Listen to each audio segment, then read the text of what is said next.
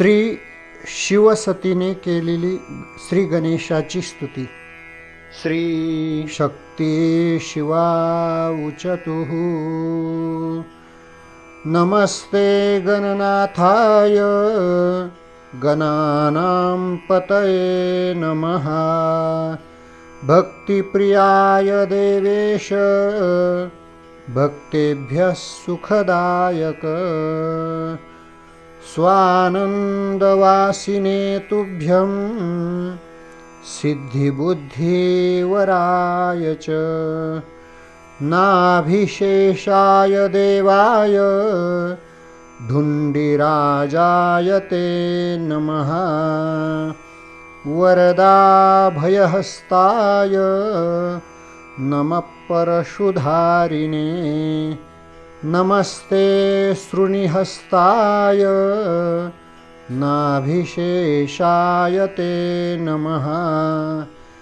अनामयाय सर्वाय सर्वपूज्याय ते नमः।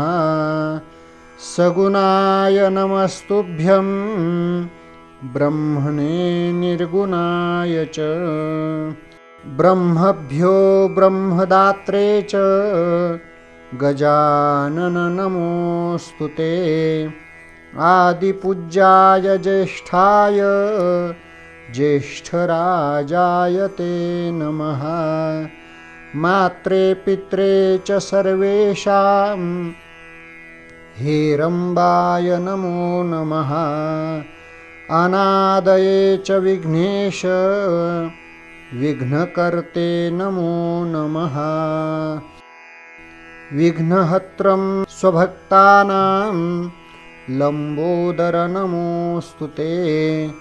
त्वदीयभक्तियोगेन योगिशाः शान्तिमागताः। किं स्तुवो योगरूपं तं प्रणमावश्च विघ्नपम्। तेन तुष्टो भव स्वामिन् नित्युक्त्वा तं प्रणेमतुः। तावुत्थाप्य गणाधीश उवाच तौ महेश्वरौ। श्रीगणेश उवाच भवत्कृतमिदं स्तोत्रं मम भक्तिविवर्धनम्। भविष्यति च सौख्यस्य पठते शृण्वते प्रदं।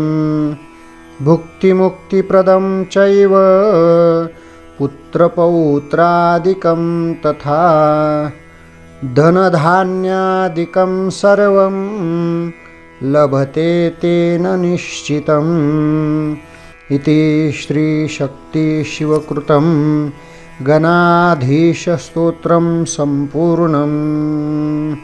पुण्डलिका वरदा हरिविठ्ठल श्रीज्ञानदेव तुकाराम। पंढरीनाथ भगवान की जय।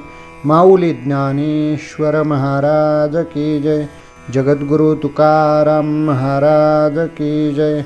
सद्गुरु जोग महाराज की जय। मंगलमूर्ति मोरया।